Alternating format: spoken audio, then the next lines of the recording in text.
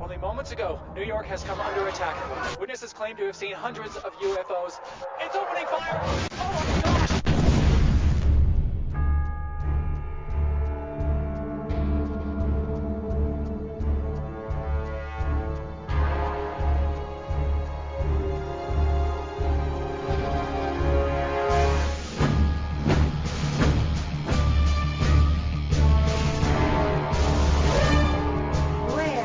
From the dark side of the moon, and we come in peace. Who are these guys anyway? Nazis from the moon. That's too much.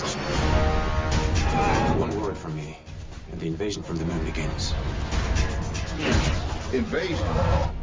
Y'all must be tripping.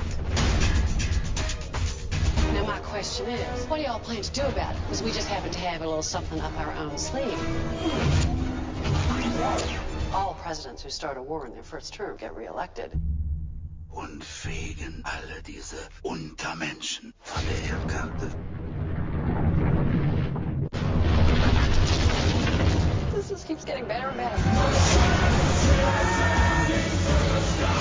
We are a promise delivered to all mankind. We raise our hand to one nation. We march to the beat of one heart.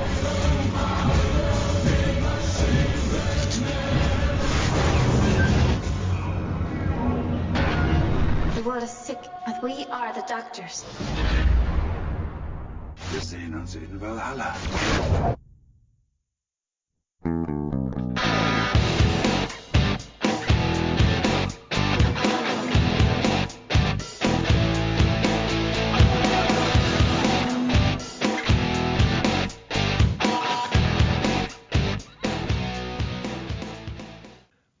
Welcome to They Call This a Movie, testing the strength of friendships one terrible movie at a time. Subscribe to the podcast on iTunes and other podcast services by searching They Call This a Movie.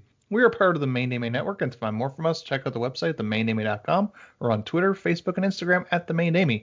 We are also now a proud member of Geek Vibes Nation. You can find them at gbnation.com. Welcome back to They Call This a Movie. This is Anthony Del Vecchio, and with me, as always, is Dan Aquino and Mark Myers. Say hello, gentlemen. Hey, what's going on? That's my new thing. Hey, what do you think? Oh, okay. No, I could workshop it. Man, you kind of just stepped on the toes of Mark's probable bit, too. Oh, no, I didn't. I'm sorry. Well, I was just going to ask a question. If after watching this movie, I'm assuming we're all in agreement that moon wizards are superior. Moon wizard, anything on the moon is superior. Oh, this movie. Oh. I feel like I've thrown everyone through a loop now. I'm sorry, all right? I don't even know where to begin, but we don't really have to talk about that yet, because like every other episode we do, we talk about what we watched this week. So, gentlemen, what have you watched this week? Dan, let's start with you. I watched Army of the Dead by one Zack Snyder. Now, is this Zack Snyder's Army of the Dead? I certainly hope so. But I keep seeing interviews with him talking about like more of what he's expanding on, and I hope they don't expand on it, because this movie, it's not terrible, it's not bad really, it's fine. And as Anthony, you would know, as someone who loves movies, if something's fine, we don't need more of it, right? If something's just it's okay, I don't need more of it. 90% of movies are fine. Yes, there's a lot of just okayness out there in Hollywood. And, again, was I entertained? Most of the time. I thought that this movie, for the love of God, Snyder's got to make a movie that's less than 2.5 hours. He has to at one point. Because this movie dragged far too long. For a simple heist movie, it's too long. 2.5 hours, no good. Have either of you gentlemen seen it? Nope, have not seen it. I've seen so plenty of clips from it, and it kind of looks like shit in terms of the visuals. Oh, he's the director of cinematography in this, I think. Yeah. And there you go. It's kind of funny because I always, in terms of talking about Zack Snyder, I was like, he's a better cinematographer than he is a director.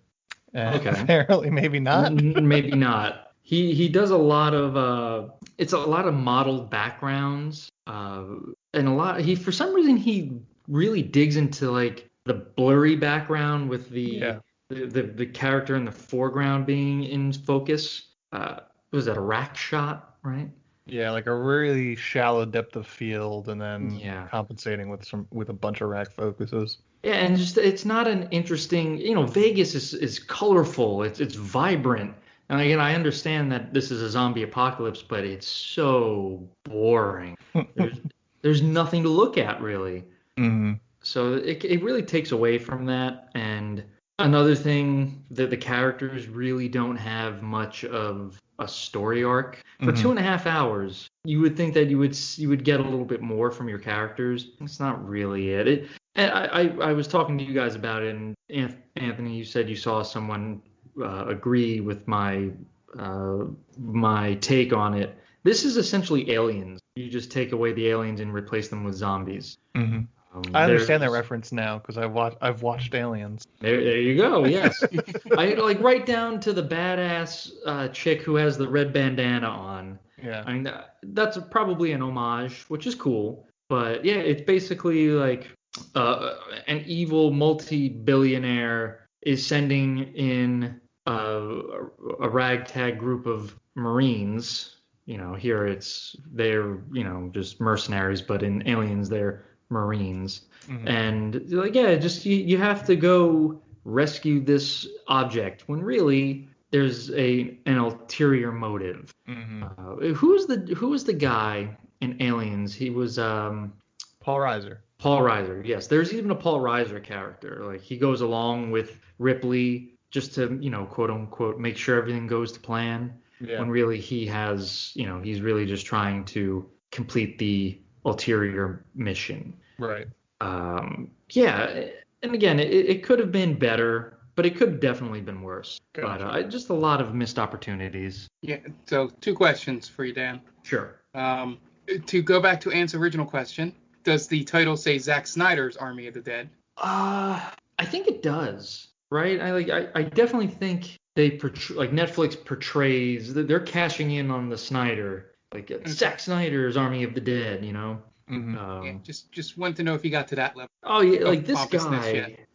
Oh god, it's just like he needs to go away for a good 3 to 4 years, I think, because so he has this movie out, and again, it's fine. But then all of a sudden, someone tweets, "Release the Snyder Punch with Sucker Punch." Yeah. Come on, people, please. We don't need more of this guy. Yeah. No. Really, do you think when like Scorsese was, at his height, if there was social media, do you think people would be hashtagging more for Scorsese? No, I think because Martin Scorsese, I don't think ever compromised his own vision. Right. I think that's like one thing. Like the Justice League is such of its own monster. I can't really side with Warner Brothers after everything that happened, but he faced a tragedy in his life. He had to step away, and then they came in and they kind of, did everything that a studio would do. They brought another director for whatever reason. The director decided, or the studio decided, that they didn't want to go with his original vision, and probably has to do with the fact that he did not hit a home run with Dawn of Justice when he took Superman, took Batman, and put them in a movie for the first time of all ever. And people were like, it's not that good. But like for a movie like Sucker Punch, I'm sure, as every other director has to do, he had to come to compromises. But how much of his vision is compromised for the fact where people that think it's a misogynist piece of shit where right. They celebrate the rape of female characters as empowering? Did he compromise his vision so much that wasn't in his original vision? And I don't think he meant it. I think that's the biggest criticisms of it. I think it's not something that he set out to do. I think it's just a bro dude trying to write a feminist movie and not understanding feminism.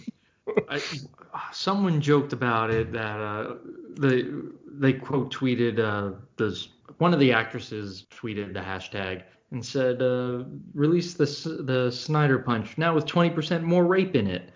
So it's like that's how I took away from that movie when I saw it. The main characters, don't know any of them other than I think one of them's name is like Baby, right? Yeah. Like the main character's Baby. Blanking on everyone. Browning. Gun to my head, I could not tell you another person's name in that movie.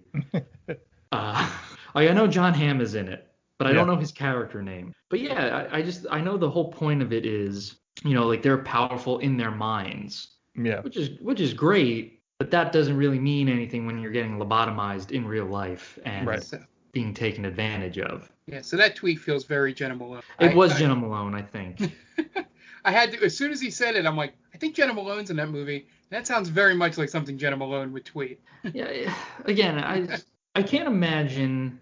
There's no other, and there's amazing directors out there. Like Edgar Wright is coming out with a movie, Last Night in Soho, right? Or Last Night in Soho. But if that movie doesn't do well, will people be championing release the right cut? Well, probably not. Again, to talk about people that compromised their visions, he walked away from Ant-Man. Yeah. Yeah, it's not going to happen, pretty much, is what I'm saying. No one's going to do that because it's not going to happen. Just like any other, he's the only director in history where people kind of have to like go to bat for him for some reason. Every time. Every time. And question 2, Dan. Sure. Does Dave Batista wear tiny glasses? He does. Oh, you bet your ass he does. I think that's the first shot of him you see is in these little goggles. And it's adorable because his head, he has like, for such a big man, and I like Batista, he I think he's fared better in acting than The Rock. I like him more than The Rock. But yeah, he has this thing where he needs to wear these, and his head just doesn't shape well with glasses. It looks weird.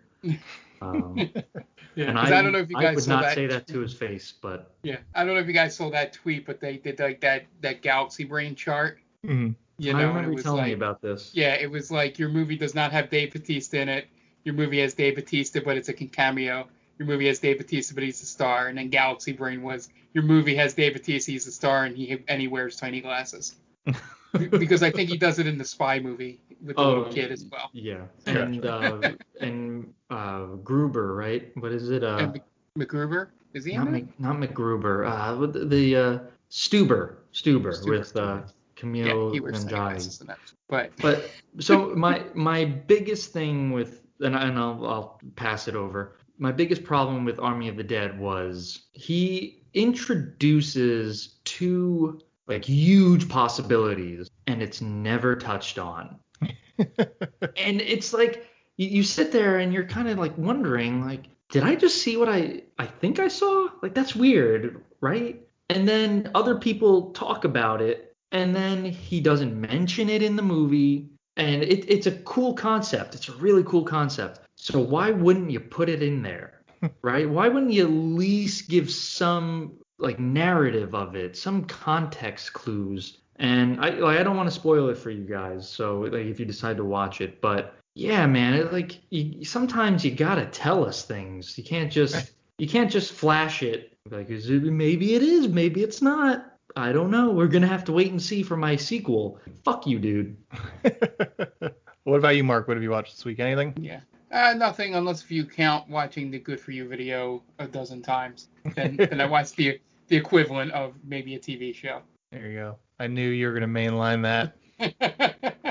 For me, I actually watched movies this week. I watched 2, and both of them are horror movies. Nice. So this week I watched Saint Maud. So on Amazon Prime, it's an A24 release, and this is a miss from A24. I did not enjoy it. I don't really know what I was supposed to get out of it. It tells a really small story. It tells a really small story of a girl in Coney Island, Ireland. I spent an hour and 10 minutes thinking this movie took place in Brooklyn and wondering, why does everybody have British accents in this movie? Now, is that an actual place in Ireland? It's an actual place, apparently. Okay.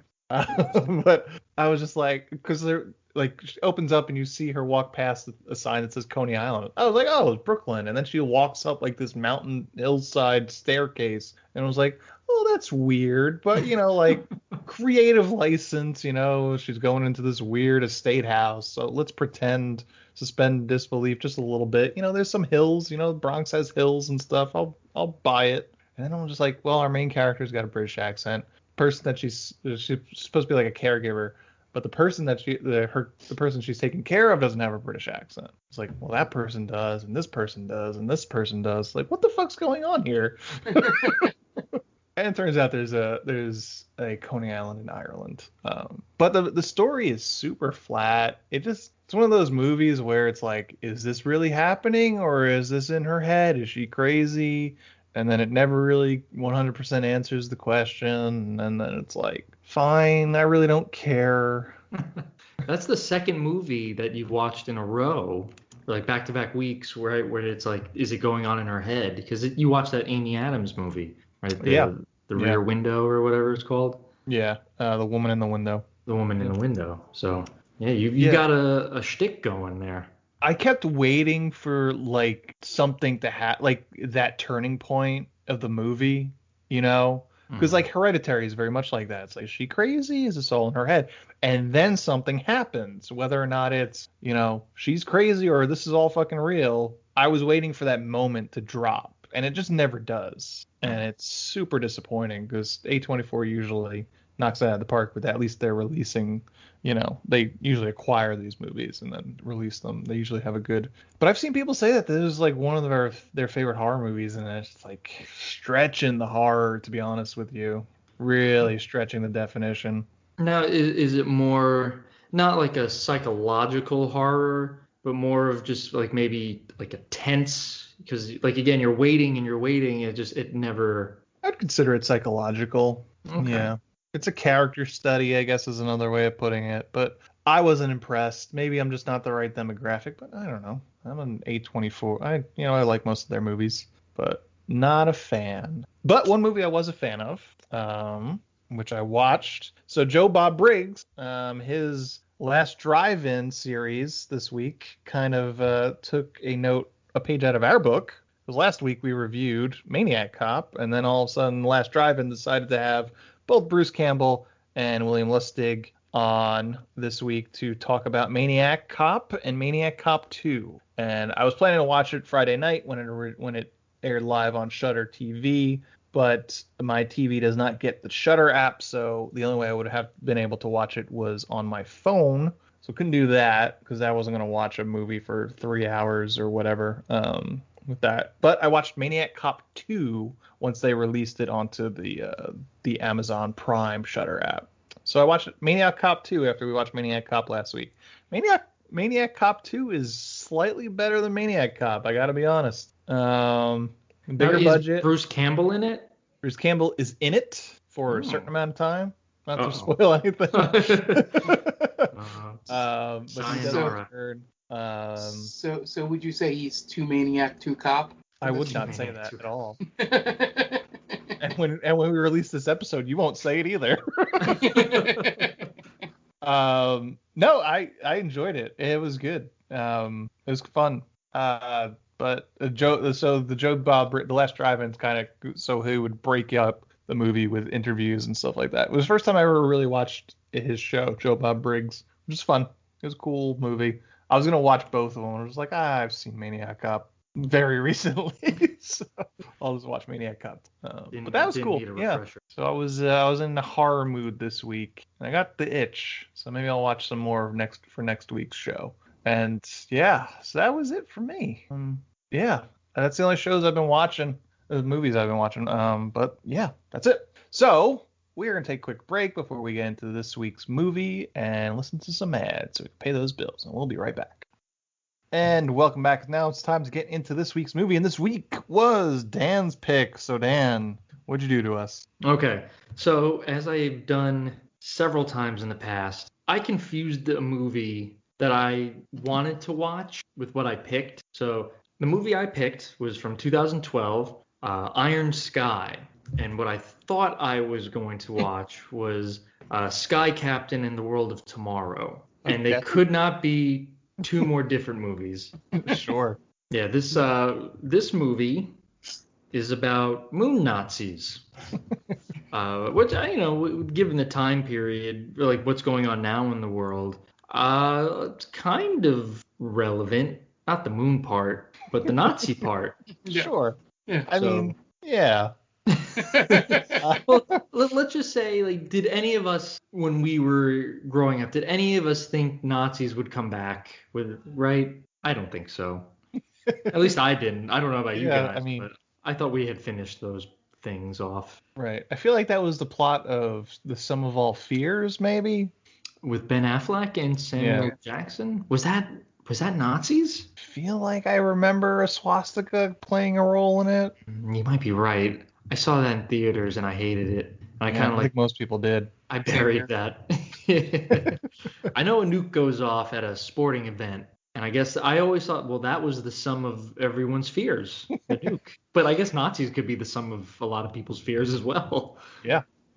Mark, what about this one? Was Yeah, so I was as worried as I've ever been watching a movie in the first 10 minutes. That I don't know how we're gonna make an episode out of this. This is but as it went along, I'm like, all right, I know how we can do a podcast. Still a terrible movie. I don't know exactly what they were going for. I know Anne's probably going to touch on that a little bit too. But it seemed like it was one of those, as I've described before in this podcast, one of those movies where they had like a handful, maybe less, of like jokes that they thought would be great, put them in there, and then tried to make an entire movie around them. Whether they're good jokes, they're not good jokes, but you could argue whether they're good or not. But the sheer fact that they thought they had enough there to make an entire movie, and apparently 2 more movies from this storyline. I think there's an Iron Sky 2 or 3 if I remember from IMDb. There's definitely an Iron Sky 2. Yeah. I did not see an Iron Sky 3, but I could look. Yeah, but it was one of those movies where it felt like, I saw a review, so I'm not going to say this is my thought, but it did kind of sum up, put all the thoughts together I was thinking. It felt like someone was trying to make the Austin Powers of Nazi movies and just didn't realize what made Austin Powers funny, and completely missed the mark and fell somewhere in a terrible void between Austin Powers and the later scary movies, where it was just reference for reference's sake instead of having any kind of cohesion to them even being in the movie. I'm sure we'll get into it a little deeper, but there was I know it's 2012, so at the time I don't remember if this meme was still popular, but at this point in 2021, the Hitler downfall meme had a moment in this movie where he, sends people out of the room and he starts screaming, hollering, and the people outside listen and start crying and stuff, except they flipped it in this movie, who was saying it. But it just felt like a lot of that stuff. A lot of stuff like this movie was written 5 years or more before it actually released. Yeah, so I don't know where to start with this movie. I don't know what the point of it is. That's really what it comes down to. Because it's not funny, and it feels... I don't even know how to put these into words.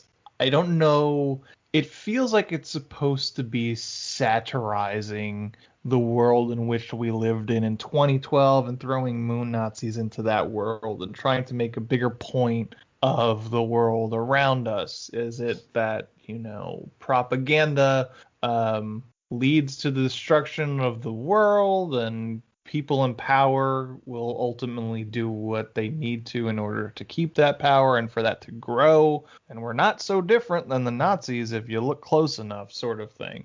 And I guess that's timely even in today, obviously, post 2016. That's timelier than it was in 2012. Yeah. But I don't know how that message ultimately works back to moon Nazis, even after watching this movie. I don't get it. I don't get the jokes in this and how not timely they are. Like the Sarah Palin stand-in, I don't understand how that could be relevant in 2012, unless I'm misremembering 2012 and how big of a player she was in that world. It goes right. It feels closer in line with like disaster movie and superhero movie, but not a real concerted effort to make a joke. Like I can't point to a thing that you could say, no, that's a joke in this for an hour and a half. I can't tell you one moment where they made a concerted effort. It was like, oh, that was a joke that fell flat. It was like, I don't remember any jokes in it. I think the two things, going off your point, I think if we lived in 2009 and this movie released in 2009, all the references would be very relevant and would, I guess, catch better. Not that they make the movie better, but releasing it 3 years after that, all those things have died out or feel like, beating a dead horse sort of thing at that point. And then the other thing, the only really good, even close to a joke in my head that they make is the whole thing about that, or the woman who has the idealistic, upbringing for what, the Nazis were and, their message and all. And then she sees the neo-Nazis, the skinheads and stuff. And, and it just, just assumes that they're, there. That whole kind of scene was the only one that sort of came even close to anything for me, like her seeing the Chaplin movie and realizing that it's not the 10 minutes she has, on the moon, but everything else, just, I don't get it. As you said, Ant, I don't know if this was, at first I was worried like I said, in those first 10 minutes, I was worried that it was going to be like really extremist, like subtle propaganda. For Nazis, until I saw who played the sort of Fuhrer at the moment. And I was like, all right, this has got a semi-legitimate person in it. So I'm like, it can't be like some Left Behind bullshit. Right. That is sort of, slipping in a side message, in there. Yeah, it was just, it felt like that thing where a bunch of guys sitting in a room, because it was definitely written by guys,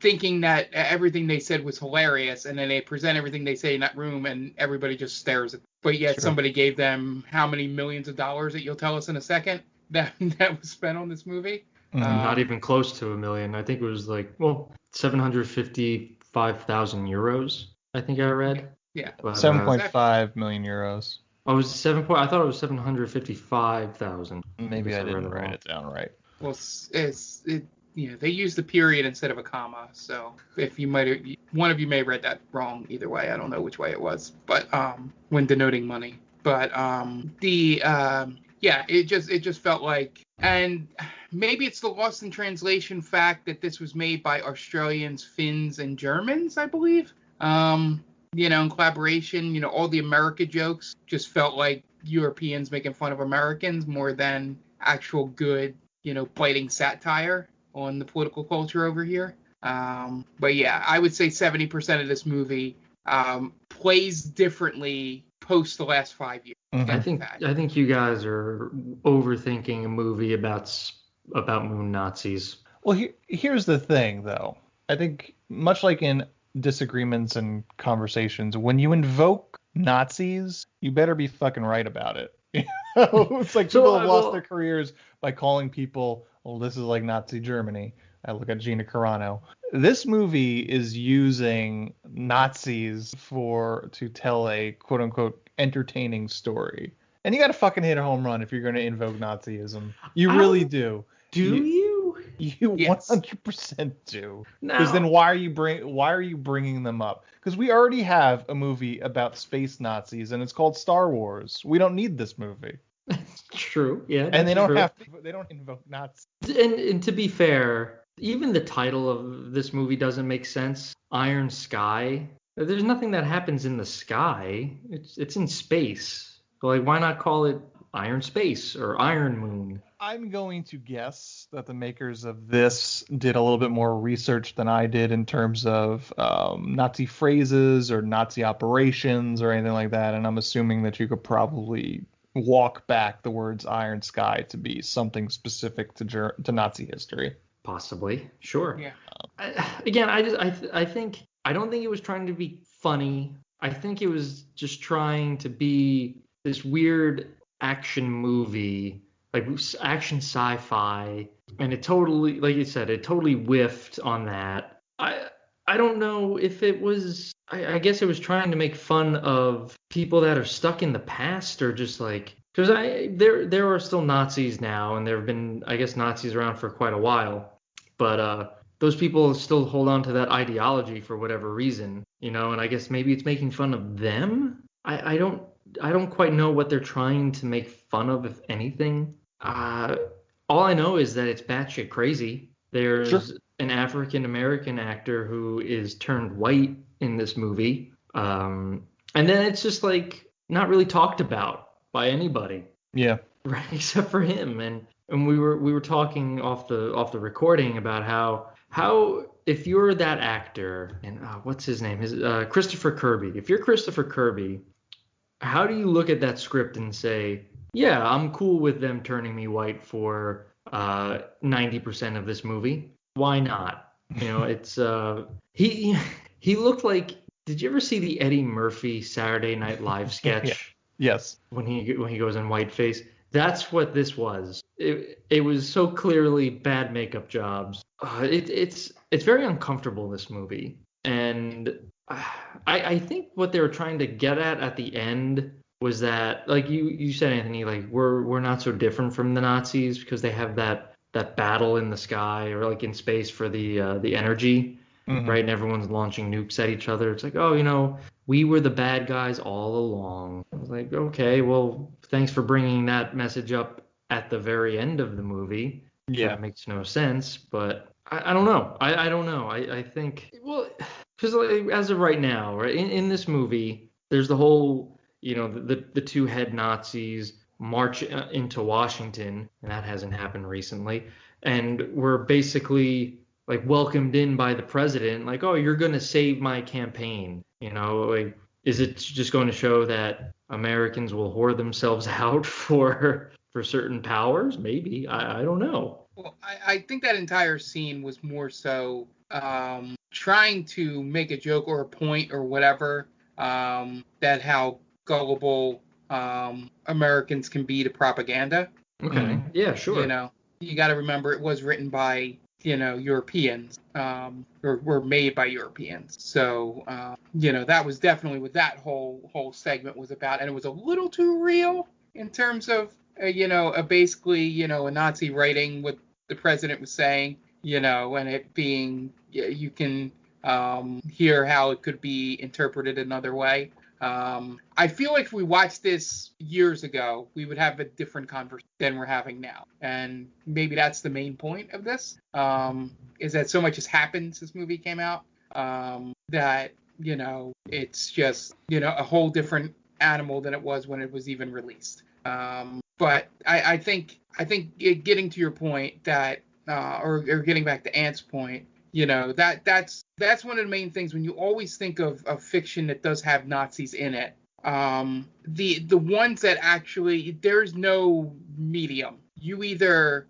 hit it out of the park, with your use of it, or it just falls terribly flat. You think like, you get in, and all the ones that are remembered because nobody's going to ironically watch a bad Nazi movie. Or all the ones that get it right, Glorious Bastards and American History X and all that stuff. And I think what this movie was going for was trying to be the parody version of those more serious films. Right, to be fair, there is a movie called Snow Zombies. Dead Snow. Have you ever seen that movie? I don't think I have. But I've seen Outcast. Or Overlord. Overlord, sorry. Overlord, yeah. That gets it a lot better in this movie. Dead Snow is literally like a group of Europeans that go to, I guess, skiing, and they uncover a cave with zombie Nazis in them. Mm-hmm. So what I'm saying is it can be silly. Yeah, but you have to get it right. this movie didn't do that. And that's why you never heard of it and confused it with a whole nother movie. Because like when you get Nazi fiction bad, no one cares to speak about it, in any kind of mainstream format. So it never gets into the zeitgeist of anything. That's my main point with this movie is that, it thought it was going to hit on something.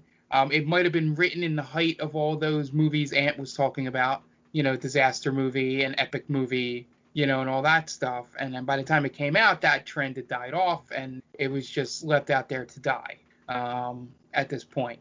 I don't know. I wish I can see in my head an actual serious movie in like a sci-fi sense of, actual like escape to the moon Nazis, and then building a culture there, that nobody knew about. And then, you could play the invasion angle thing. But playing it in a silly sense and exaggerating everything just doesn't work. Long way around to get to that. Just the batshit insane moments do not make up for just the general lack of any kind of comedy or point being made in the movie. I think one of my favorite parts of this movie was the spacesuits that the Nazis wear, and they're not competent spacesuits. They're essentially like shock troopers, right?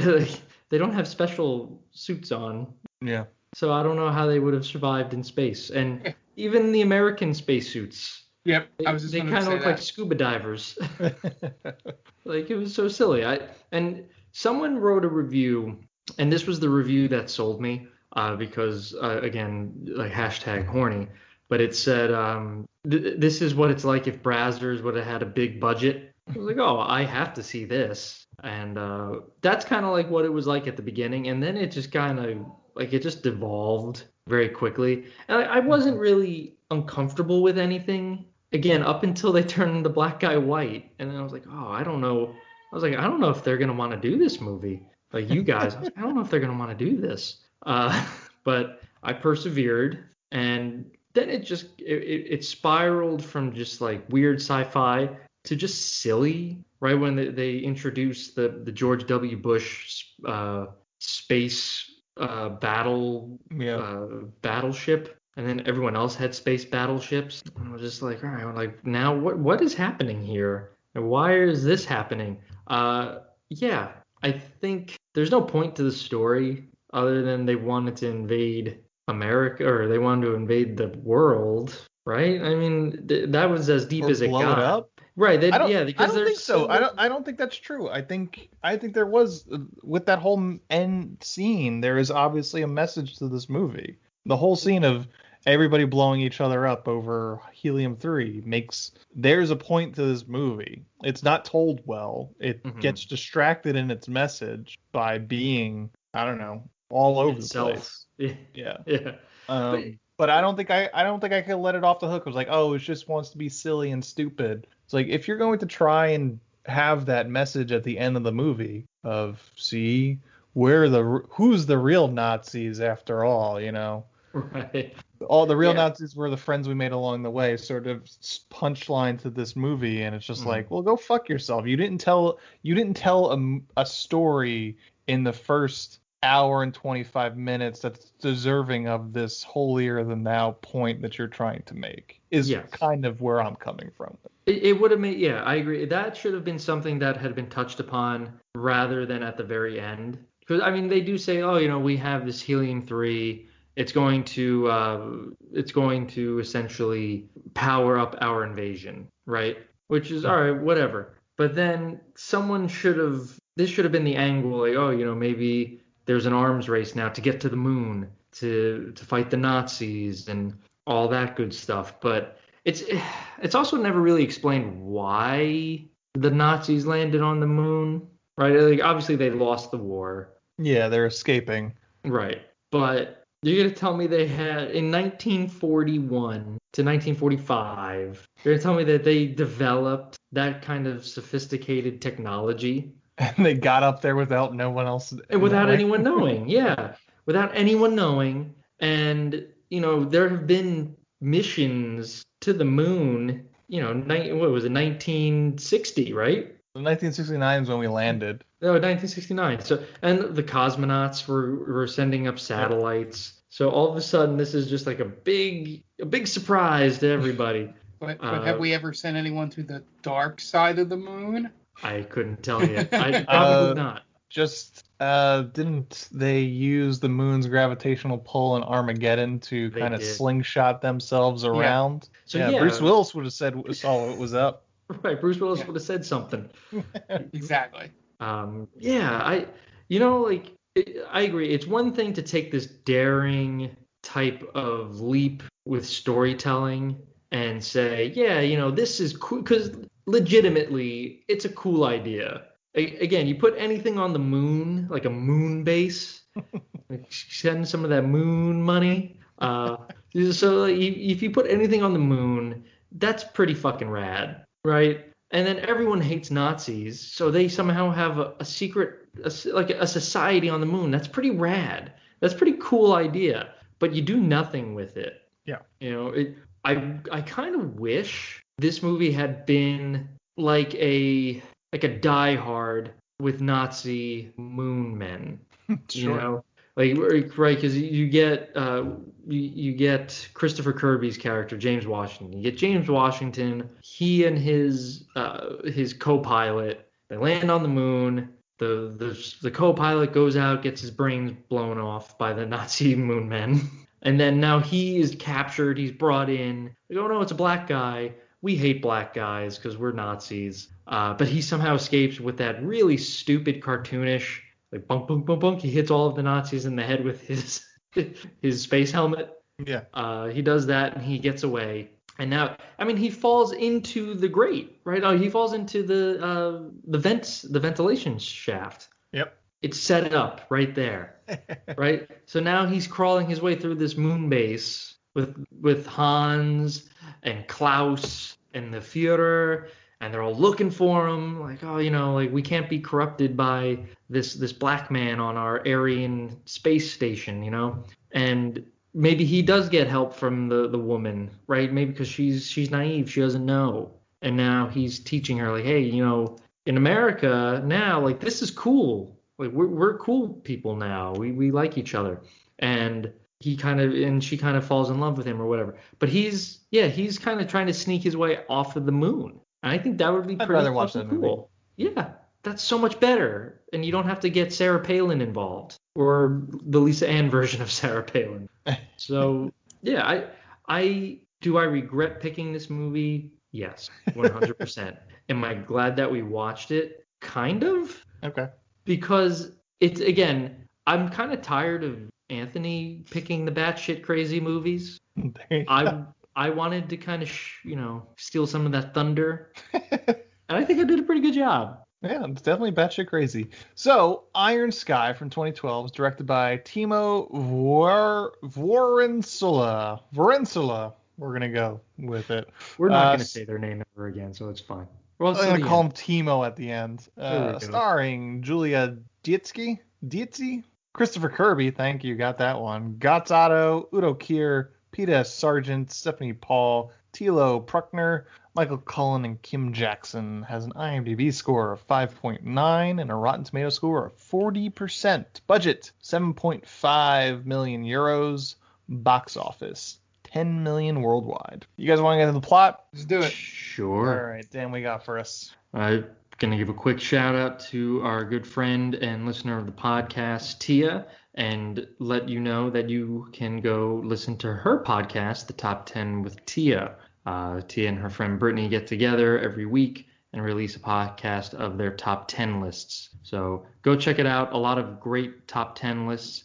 I'm sure you can go check it out and disagree with her, agree with her. And if you want to let her know that you agree with her or disagree with her, send her a tweet at TC_Stark. And you could also check her out on Geek Vibes Nation since she is the head writer for that website. Great. And we are going to be right back and listen to some messages from friends of the podcast. So we will be right back.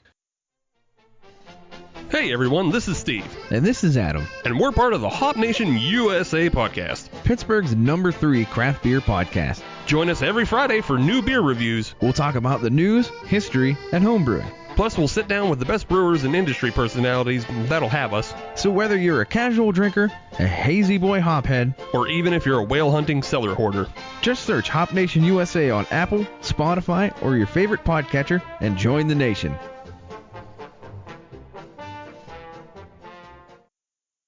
Oh hi, didn't see you there. It's me, George, from the best little horror house in Philly, the show where we talk about the best horror movie ever made, according to our guest at least. We've talked about groundbreaking classics like Texas Chainsaw Massacre and Alien, but we've also got a lot of great ones coming up, including some very fun guests like Len Kabaczynski of Swamp Zombies and Red Letter Media fame, Caroline Williams, the star of Texas Chainsaw Massacre 2, and Chase Williamson from John Dies at the End. So make sure you're subscribed to the best little horror house in Philly, and I'll see you boils and ghouls over there.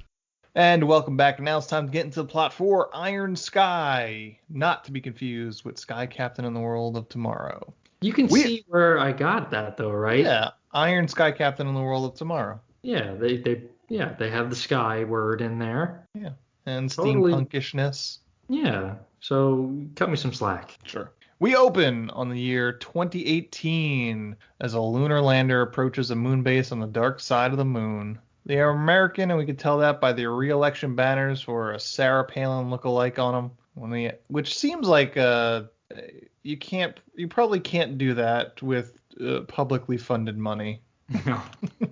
No, and also because isn't the moon like neutral territory, right? Like, you can't just spread your propaganda there. Probably not. Yeah. Well, according to this president, the moon belonged to the Americans. Yeah. Yeah. One of the astronauts gets out to monitor the helium-3 levels. Over a ridge, he finds an entire helium-3 mining facility. He reports it back to the lander and then gets shot in the face by a Nazi using a standard gunpowder gun, which I don't think it works that way in space. And there's a gunshot. You could hear the gunshot. Yes, made sure to notice that everything makes a sound in space. Right. In Nazi Germany, everyone can hear you scream in space, apparently. Yeah, and the blood just splatters and not floats. Or freezes. Or freezes, yeah. And then another Nazi pops up and blows up the rover with the bazooka. Again, not sure if it works that way. Again, you like the creativity, but just because you have Nazis in space doesn't mean you can just forget all kinds of laws of space. They're there for a reason. Then the last surviving astronaut is taken hostage by the Nazis. We then cut to a school session on the moon. We'll learn that the Nazis fled from the moon in 1945 and have been living on the moon ever since. The teacher is a character we're going to get to know named Renat. She's blonde, female, pretty good looking woman, and that's her character. Yeah, I when I saw her come up, I'm like, she looks like, she would have been in movies around this time. She looks like a Nazi, yes. Yeah, she looks very much like a Nazi. That's what I was going. I checked her IMDb, and the only thing, she's been in some movies, but just as bit parts. I think their biggest thing is that she was in the Berlin version of those, New York, I Love You movies. Mm-hmm. Sure. There's a whole series of them for different cities. She was the lead of that. Gotcha. So I think that might have been her biggest movie outside of this. Or, that would have been in English. Right. Now, do you, if you're consistently cast as a Nazi, does that weigh on your psyche? I don't know. If you're consistently getting work, it's I know German. Right. But I feel like if I'm being told that you could only play one of the worst people in history, I feel that I would be kind of bummed. That'd be cool at first. I'm working with Christoph Waltz. That's fun. And then all of a sudden I get it. I look like an evil person, I guess. I don't like this anymore. Udo Kier. Right. Yeah. The Nazi officers bring the astronaut to the base and bring him in front of as we mentioned, Udo Kier, who's playing the commanding officer, or actually the Führer, the Moon Führer in this movie. It's a pretty badass title. And they take off the astronaut's helmet to reveal that he is African American, and they're all very shocked about it. Back at the White House, not Sarah Palin is arguing with her campaign manager via hologram phone, the ones you'd see in 2018, regarding the failed mission to the moon. Not Sarah Palin is not trying to take blame for the mission. She's putting it on her campaign manager. Back at the Nazi moon classroom, the teacher shows them the great dictator cut down to 10 minutes in order to treat it like Nazi propaganda. An officer named Klaus arrives during the lesson to tell the teacher that they need her expertise as they've captured an Earthling. Meanwhile, the astronaut overhears the Nazis saying generic German words that he understands, like sauerkraut, so he tries to appeal to them using only German words he can muster. And then gets knocked to the ground. He comes back up and knocks a whole bunch of guards on the head with his helmet and makes an escape, jumping over a railing into a deep cavern onto some machinery, then gets knocked down by a gear and falls down further and lands into an air shaft. I believe the German words were only sauerkraut and Volkswagen. He also says Farfignugan. Farfignugan, that's it. Does he? Oh, I thought he said Frankfurter. I think it says Farfignugan. Yeah, I think you're right. That's a name I haven't heard in a long time. Little Rascals. Yeah.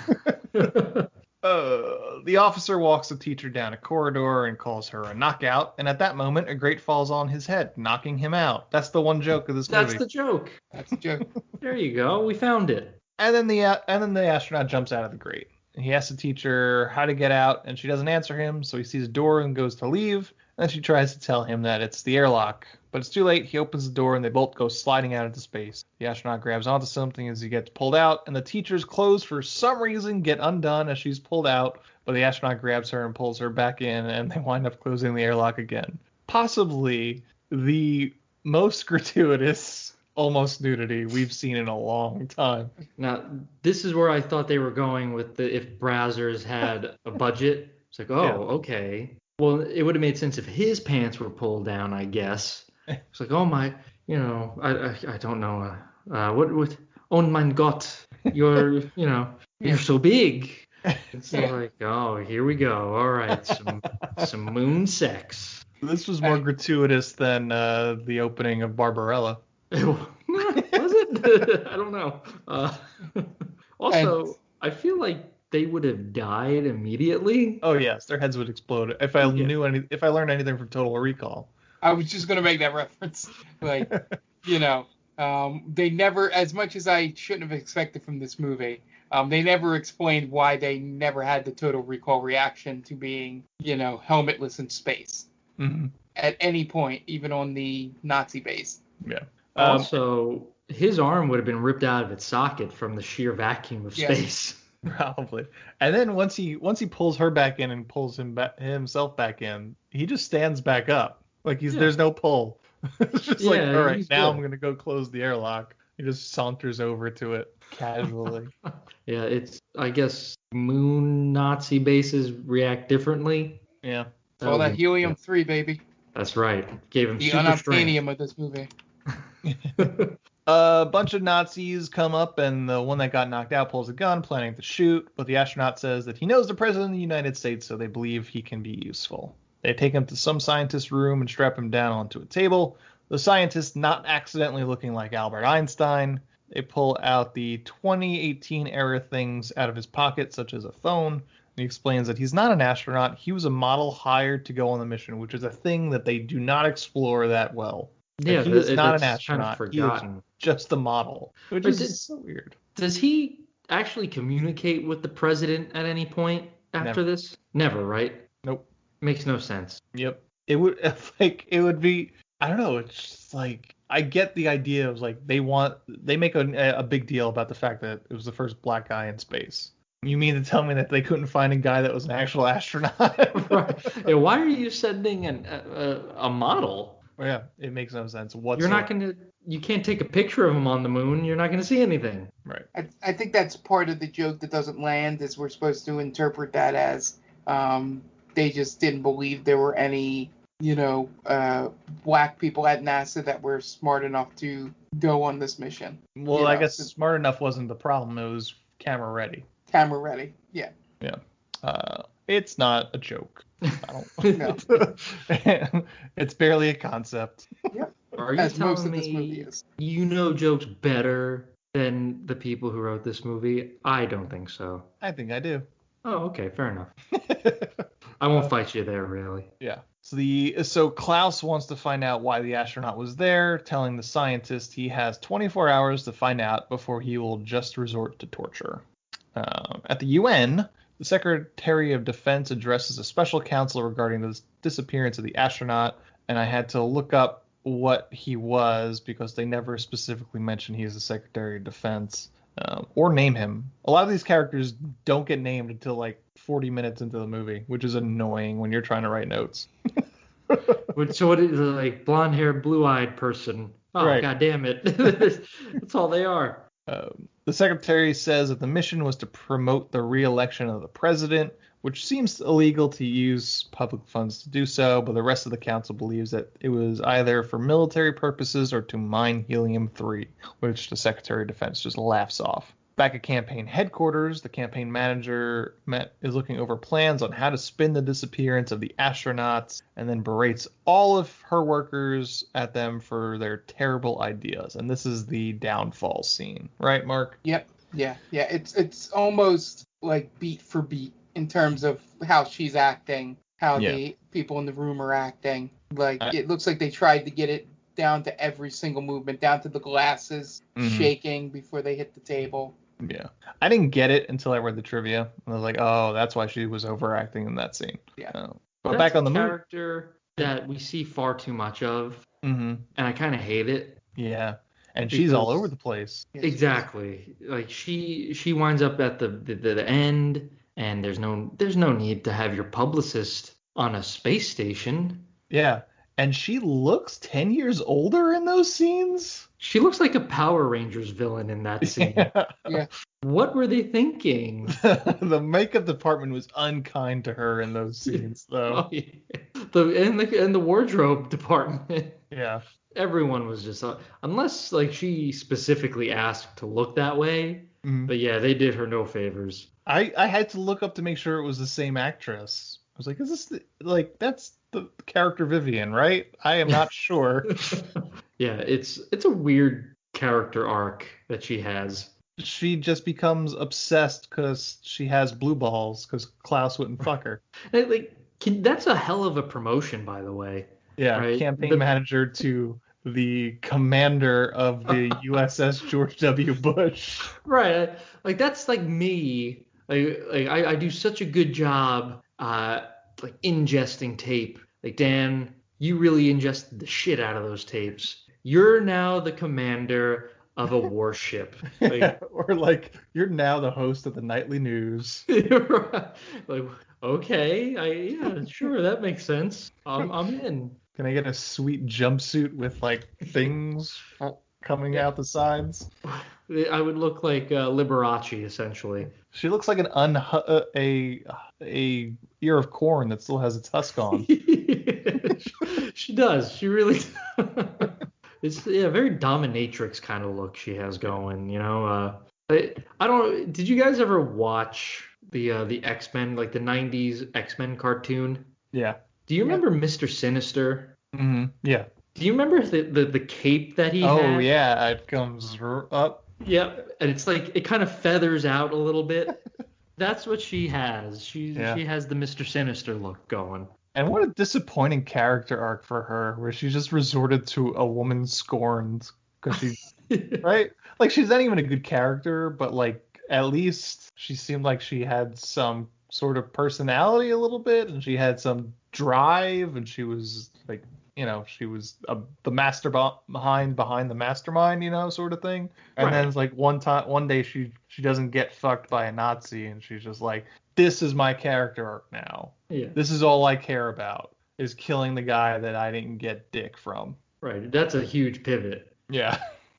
She's essentially Dick Cheney, right? She's Dick Cheney to Sarah Palin's, not Sarah Palin's Bush. Yeah.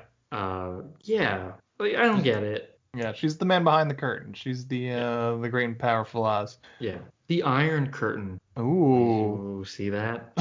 Bam. Too bad that's Soviet, but we'll go with it. Oh shit! I was thinking of the wall, the Berlin Wall. Again, Soviet. Oh, that was in Germany. Built by the Soviets. Right. Well, come on. I mean, Nazis are... That was post-World War II. Yeah. Same thing. You could edit that It's out. fine. It's fine. It's fun. Back on the moon base, the teacher is back in her room when the officer Klaus comes in to visit her. She's named Renat. I guess that's how you pronounce it. He comes to say that they should be married because they are 97% genetically compatible to produce perfect Aryan offspring, and that he is in line to be the next Führer, and he needs basically a woman to have his babies. The scientist brings the Führer into his lab to show them what he's been up to. He's managed to hook the astronaut's phone up to the computer and manages to use it to power up the room for a split second. They are trying to get the something to fly, and they name it. And I don't have it here in my notes because I wasn't thinking that I was ever going to need to remember this German word, but I do have it later on in my notes. The Guggenheim. The Götterdämmerung. Oh, close. To get it to fly. They need to get the Götterdämmerung to fly. That's Any idea what that means? I do, and we'll get to that later. Oh, okay. That's what we call a cliffhanger. Yeah, I can actually spoil it now if you want me to. Well, we have to go to commercial break first. It's foreshadowing. So it is the German translation for the Norse word Ragnarok. Oh, shit. Which is actually the prophesized war between the gods. Now that also refers to a song. I don't even know if you really call them songs because they're like classical music by Wagner. He had a song, we're going to call it in this context, for that was named Götterdämmerung. Cool. I did not know that. I actually didn't know the Germans had a word for Ragnarok. I guess they do. Oh, interesting. And now I lost my place. Yeah, and that makes sense when the Führer of this movie says "See you in Valhalla." Yeah, he does say that. That's true. Yeah. I did think that was kind of odd. I didn't think Germans believed in Valhalla. Yeah. It makes sense now. There you go. I accomplished something. I got something in this movie to make sense for you guys. Yeah. But as they're powering up, the battery on the phone dies. Klaus tries to convince the Führer to send him back to Earth to get more of the phones. And then the astronaut, meanwhile, James Washington, is being tortured by having German speeches blared into his ears. Then Renat comes in and turns it off for him. They start asking questions about each other. She asks what's wrong with his skin, and then he mentions that they've been sticking needles into him. And then she hears something come over the loudspeaker, so she runs away, tells him to be a Nazi or they will execute him. And the doctor comes in and preps some more needles to stick into his body. I will say the only impressive makeup thing, if you can call it that at all, was just the slight look of the transformation here. Like the fact that he had one blue eye, one brown eye was a pretty interesting look. To be honest with you, didn't even notice it. Oh, I noticed it right away. But yeah, they were showing this slow transition, like the white around his eyes and the two different eye colors. Yeah. All right, so that was out of that makeup job that we'll get to later in multiple instances. That was probably the best it looked in the movie. Mm-hmm. Then we cut to Klaus as he prepares to board a ship back to Earth, and they're going to take Washington with them to show them how to get these pocket computers. And did I mention that Washington is now white with blonde hair thanks to injections, but he doesn't even know it yet. He also does a thing in a wheelchair as they wheel him out that is a reference to Dr. Strangelove. And then they board the ship with a few others. They land in upstate New York, and Renat stowed away on the ship and is now there with them. Klaus Do you think the Europeans confuse upstate New York with Northern California with where they land for this? That's a good question. But that has a very beautiful shot of the skyline, which, I don't know where that is. L.A. No, I'm just kidding. And Klaus reveals that they aren't on Earth to get the computers. They're on Earth to see the president. A farmer pops up that owns the land that they own, and they shoots at them. And then we have a really weird transition to daytime in New York City as they approach a basketball game happening on street court. Yeah, and I think, as I say, go back to there, the reason I was confused about what Europeans thought of American landscape is that I believe they were supposed to have literally landed in a weed farm. Mm-hmm. Yeah, which joke. They don't. Go ahead. I'm sorry. I was gonna say they don't really. They don't call attention to it, and they run away. So Yeah. maybe in Well, the yeah.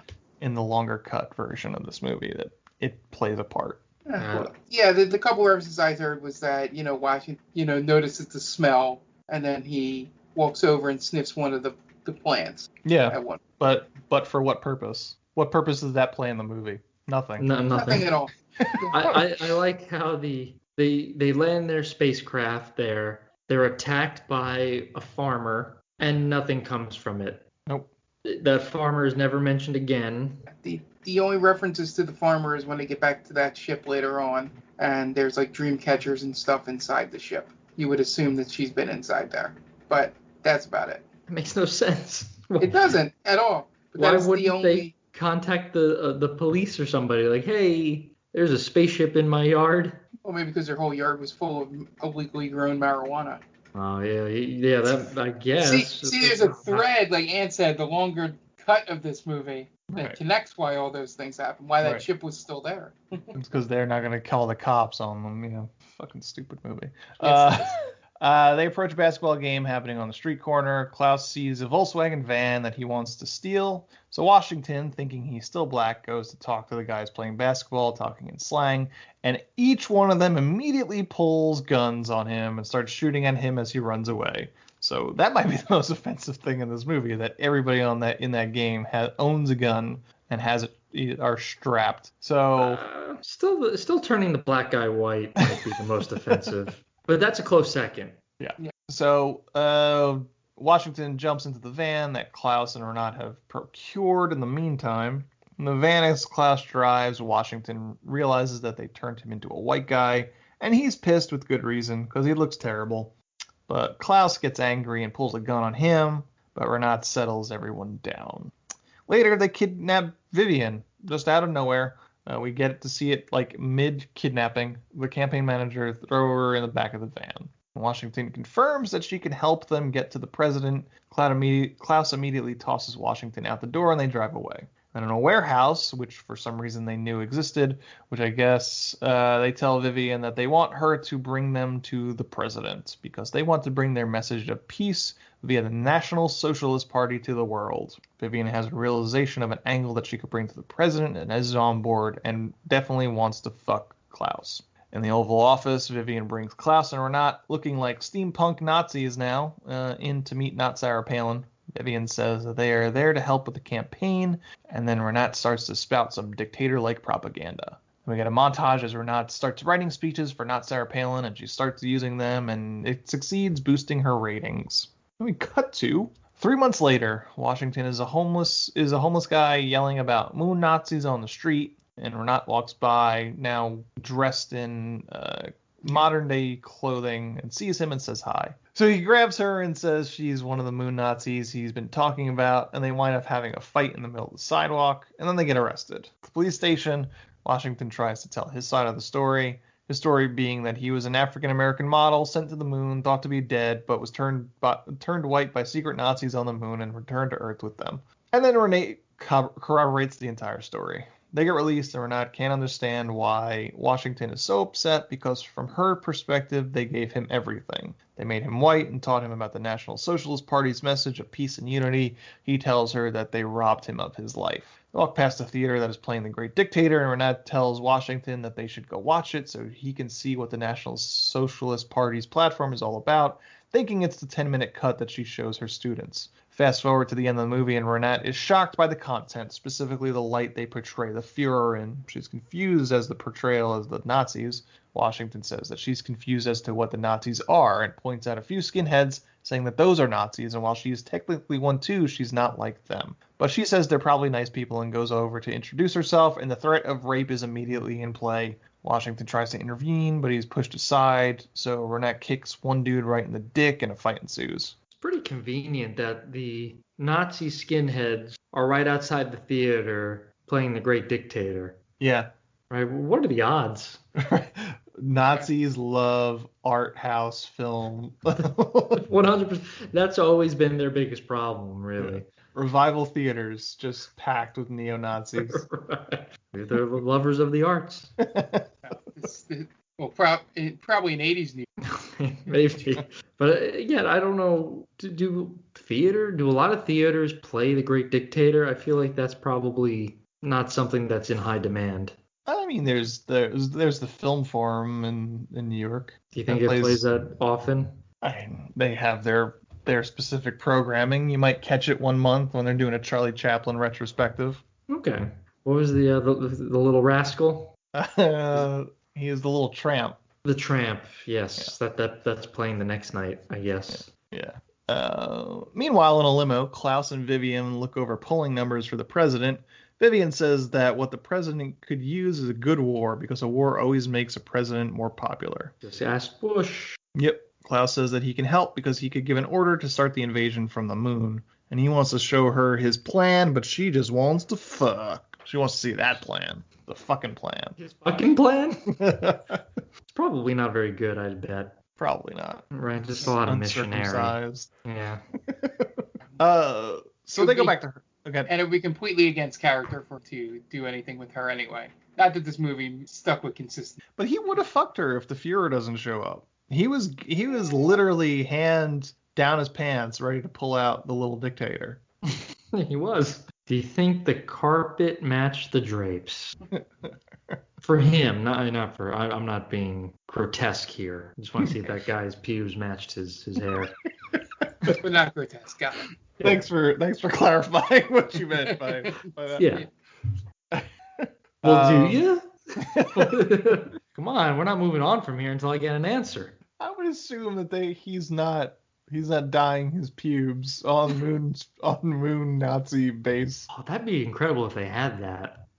What kind of luxury items do you have on a moon base? You probably shave with a straight razor. Probably. Yeah. Yeah, I wish they would have explored the moon base more. Just like the shopping malls, the barber. They probably had some shit up there. Yeah. It's like you said, it's not an uninteresting concept, but they just get distracted by and throw the kitchen sink, and then you don't get anything of any interest. Right. So they go back to her office, and he starts showing her his plans, which includes a plan to kill the Moon Führer and the president, but she starts taking off his clothes. They're getting ready to fuck, but they're interrupted by the fact that the Moon Führer and his guards are in the same room. Apparently, neither of them realize that. The Moon Führer orders his guards to take Vivian in the back and shoot her, and we hear a gunshot ring out. The Moon Führer sees the propaganda for the president featuring Klaus on the cover and says that Klaus is guilty of high treason. He also mentions that the invasion has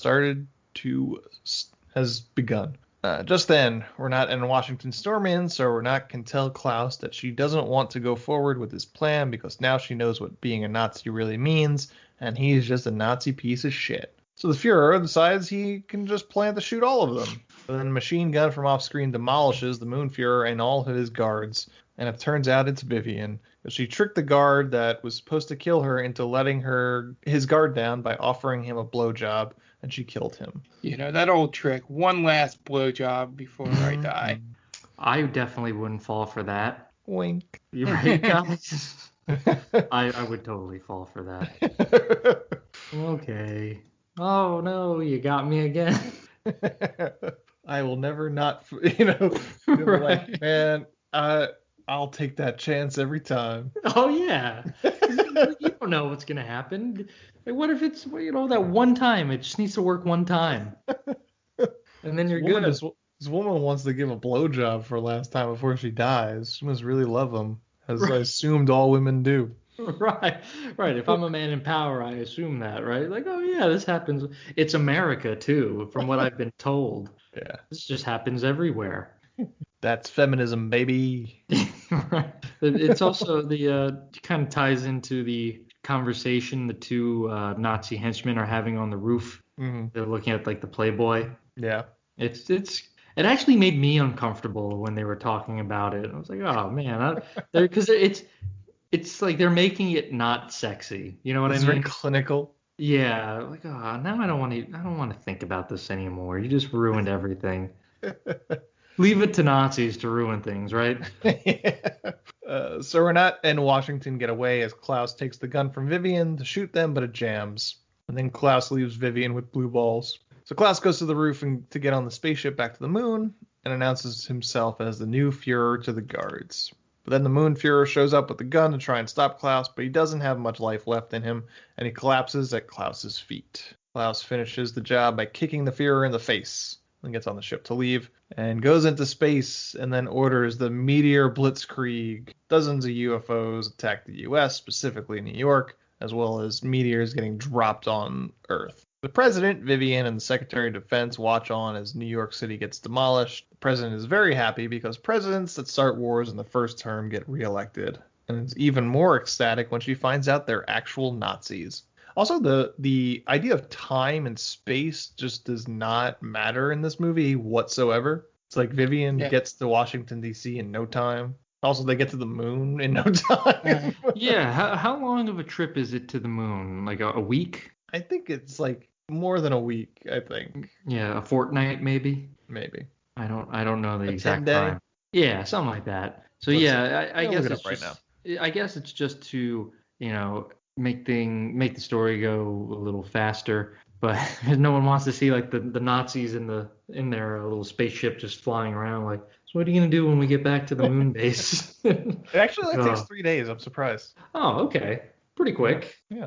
How fast do you get in your moon Nazi spaceship? That's true. 1940. Right. It's probably 1945-ish technology. So right. Right. It's still running on like old timey engines and stuff like that for some reason. Running on oil. Yeah, steam powered. Coal burning stove. Right. There's one guy just in the back piling. We need more coal.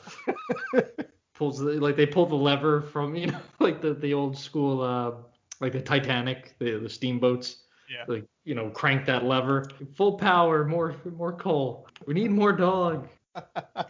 I am 100% surprised that having Zeppelins in this, that they didn't even try and make an "Oh, the Humanity" joke. Oh, that would have been good. Yeah. But maybe I was asking too much of this film. Right. Europeans didn't know about the Hindenburg. They had no clue what happened. I guess. I don't know. So meanwhile, James and Renat get in a cab while New York City burns, and Renat says that they have to go back to the moon to stop the invasion. James is reluctant, but she says she can't do it without him, and he agrees. So in record time, the cab gets to upstate New York and back to the ship. James, because he's played wing commander, is able to fly the spaceship. We're just going to dust off that problem right here. Is that neither of them have ever flown a spaceship before, but he's played wing commander. Of all video games to reference. It would have been cool if they had just retconned it from the beginning and made him a pilot. Right? That saves you so much trouble. Like us as the audience can't buy James Washington as an astronaut. That's really what it comes down to. It's like there's no way. The makers was like, these people are going to see this guy and will be like, that's no way that's an astronaut. Right. Can't suspend our disbelief there. Yeah. So like, oh well, he's a model. Right. We could believe that they would specifically pick a guy in NASA that happens to be black to be on the next spaceship. Again, Armageddon. They contracted guys who for a specific role to go to space. So why would NASA not do the same thing here? It means nothing to have. But it means nothing to have a model in space. Right. Well, that wasn't the full reason he was picked. They make that very clear. No, because he's good looking? No, they pick him because he's black. Because he's black? Yeah. All right. Well, again, there are black pilots. No, I know. I'm just saying that's like the whole joke of him being there is more so that than the fact that he's a model. I see. I just thought of it as they showed that propaganda. Of her standing behind him, in Times Square, and all that stuff. But no, you could have easily, like Ann said, he could have just been a secret pilot. Or you said, whoever mentioned that. It didn't have to be secret. Just make him a pilot. Yeah. So, what do you think models do in their free time? Right. Just something across the way to look at. So I think this whole half-executed joke or plot line about him not being an astronaut for the purposes of creating propaganda using him as a black person.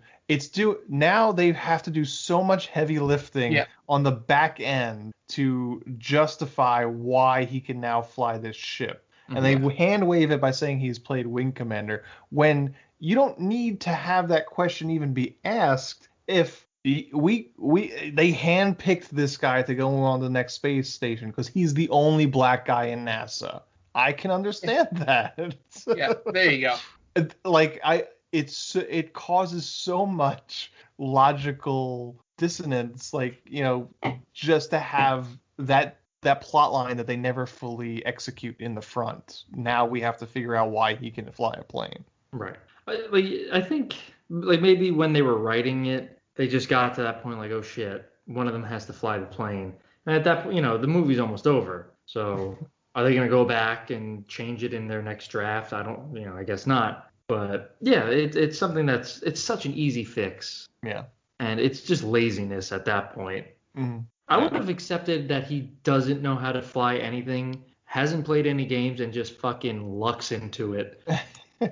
Yeah. I would rather that happen. Like how much more difficult can it be than driving a car?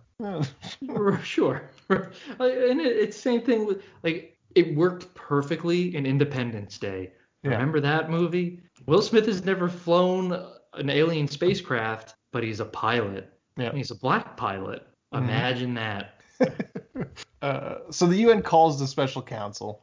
Everyone tries to figure out who is behind the invasion. North Korea tries to take credit for it, but everyone laughs at him. President and the Secretary of Defense show up and show satellite pictures of the aircraft and the swastikas on the side, so everyone thinks India is behind it. And the president tells them that they're real live Nazis from the moon and the U.S. has a secret weapon. The USS George W. Bush, a giant attack spaceship, which now Vivian is aboard and the commander of it is holding a major grudge against Klaus for the blue balls that he gave her.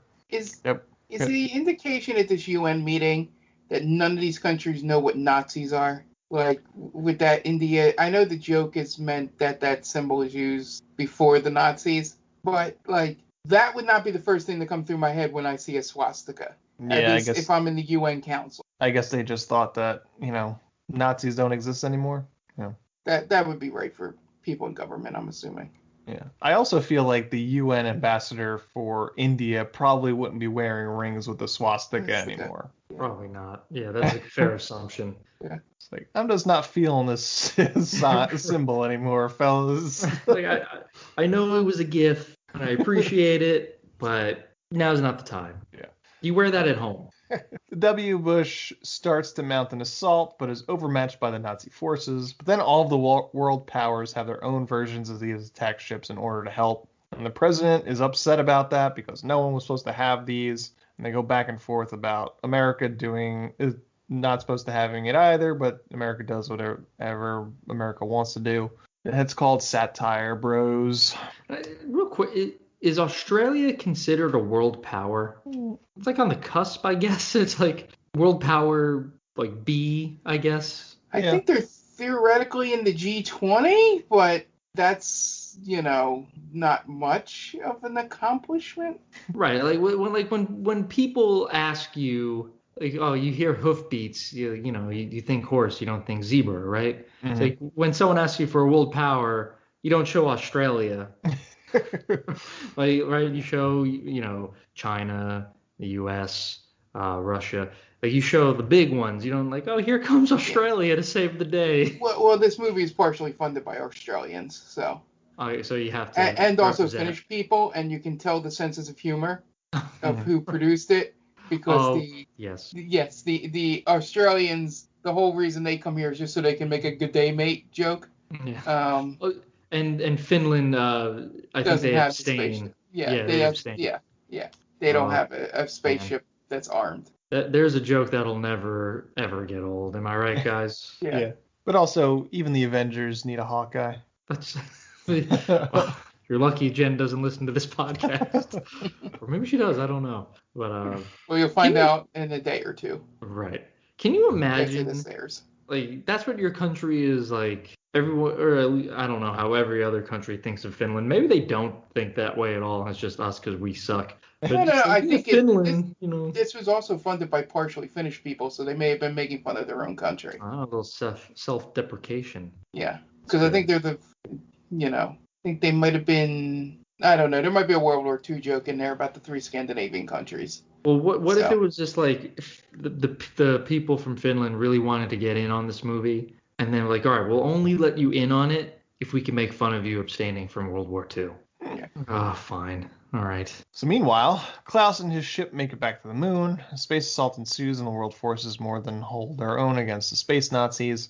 Renata and James also make it back to the dark side of the moon. Klaus readies the troops to attack the incoming Earth forces. James and Renat arrive on the moon base, and Renat tells James that they need to destroy the Götterdämmerung. It mentions the biggest war machine ever created by man, German's translation of the Norse word Ragnarok, the prophesied war among the gods. James goes to try and find the scientist Renat's dad happens to be, in order to try and reverse his Caucasianism. She tells him to try and disable the engines while she goes to the bridge, and then they have an awkward moment as they separate. The Earth forces approach the dark side of the moon and gets a visual on the Nazi base. Vivian decides to launch nukes at the base despite the existence of women and children on the base, because the U.S. does not negotiate with terrorists. This is satire, fellas. Yeah. Now, when she's getting ready to fire on the moon, and there's women and children on there, but like, they're women and children Nazis. Do you kind of give them a pass for that?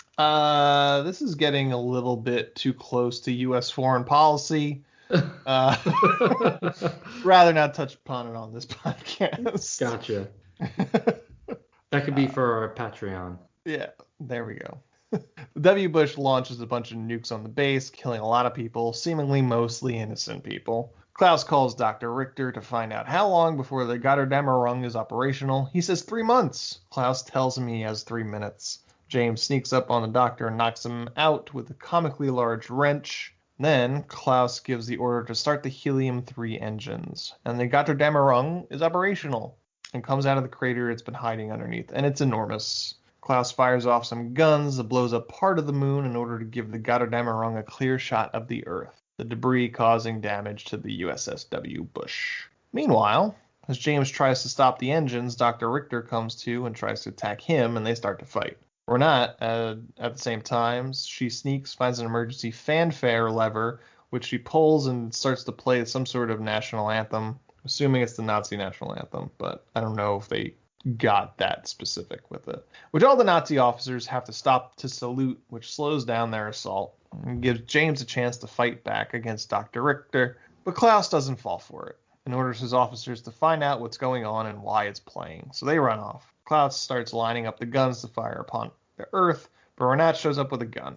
But he kicks a glass window that lets out a whole bunch of steam for some reason, which allows him to sneak up on her and take the gun from him. And then Klaus starts monologuing a bit before he plans to shoot Renat, and she notices a lamp overhead with a broken bulb. So she starts appealing to his ego and offers him one last Sieg Heil before he shoots her. And she gives the Nazi salute, which he reciprocates and sticks his hand right in the bulb, causing him to be electrocuted. She gets on the intercom to get to Washington and tells him he needs to shut down the engines, but then Klaus gets back up and starts attacking her. He gets her to the ground, and she takes off her high heel and stabs him in the head with it, killing him.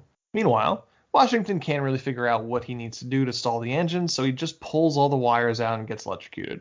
How American about that. Yep. But it works, and the Götterdämmerung stalls down and crashes onto the moon, and Washington manages to what appears to be escaping via an escape pod. Vivian is disappointed that she couldn't kill Klaus herself, but she gets praise from the UN and the president. Vivian tells them that there are a bunch of silos on the moon labeled Helium-3, which the Secretary of Defense tells the president they should claim as the US's because it could power the US independently from anybody else for thousands of years. That causes a fight inside the UN, and the Secretary of Defense tells Vivian to defend the Helium-3 from all the other Earth ships as people fist fight in the UN Council. Meanwhile, Renee walks through the wreckage of the colony and walks into her classroom and finds that it's filled with people. They ask her what Earth was like, and she says it's different. Asks if they will be able to go back, and she says yes, but in times of peace. Then James shows up, not on the escape pod. He's back to his old self because he found a bottle of anti-albinizer, and she's Is that happy a real to see thing? I don't believe so. Okay, good. Okay. And she's happy to see him, and she jumps into his arms, and they make out in front of everybody, even as one of the people point out that he's black. Meanwhile, all the other Earth ships get destroyed, and we pull out to see the Earth as warheads get launched, causing destruction all over the world. And that is the end of Iron Sky. Yeah, so quick question, Ann, because I may be the only one that skimmed ahead in the credits. Does the second one take place on Mars?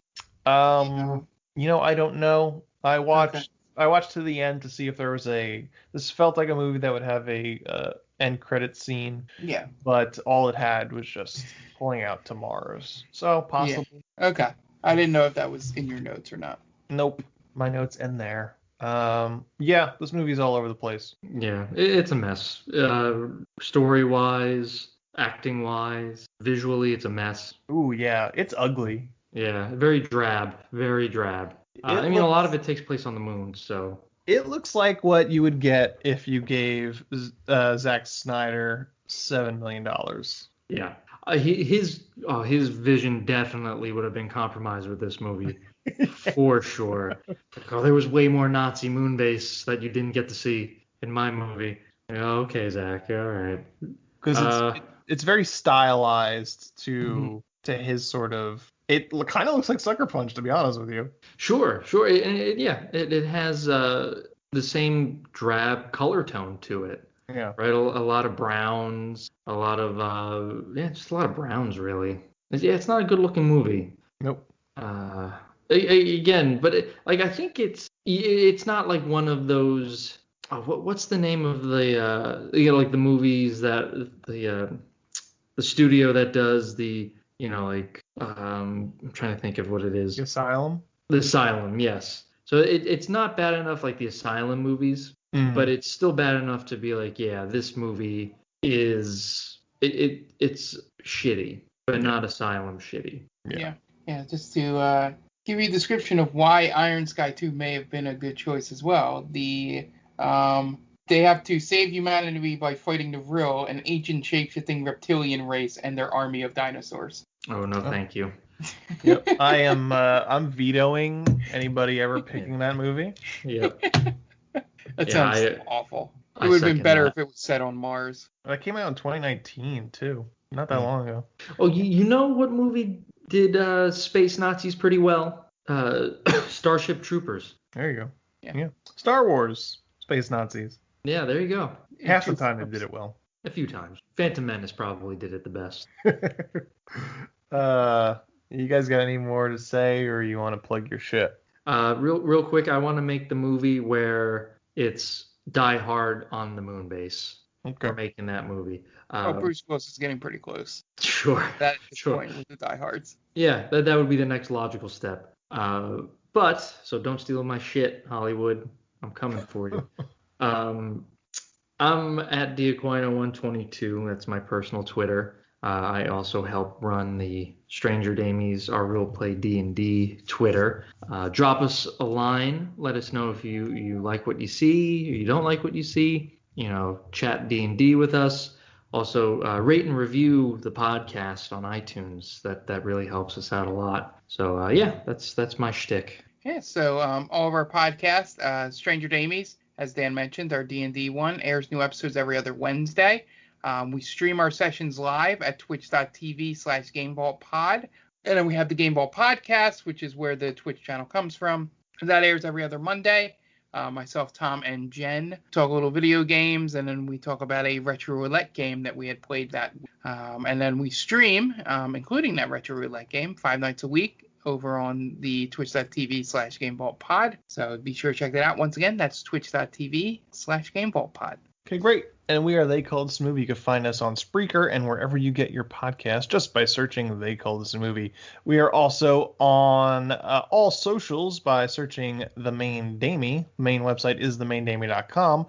And on all socials, Twitter, Facebook, Instagram, at The Main Damie, you'll find us. We are also on TikTok under They Call This a Movie. So you can just search for They Call This a Movie on the TikTok, as the Gen Zs call them, and you will find us there. We are also proud member of Geek Vibes Nation. You can find them at gbnation.com and on all socials and all streaming apps. just by searching Geek Vibes Nation. Tons of great shows there for you. If you're into geek stuff, surely you could find something that you enjoy. You can go and rate us on wherever you get your podcasts. That would help us out a great deal. If you want to suggest a movie to us, you can go and hit us up at themaindamey@gmail.com or on Twitter. Both two good places to get a hold of us and suggest something for us. Well, that's going to wrap it up this week. The director of Iron Sky is Timo Vernsola. That's what we're going to go with this week. So, for Dan Aquino and Mark Myers, this is Anthony Lavecchio telling Timo Vernsola, well, you certainly made a movie, didn't you?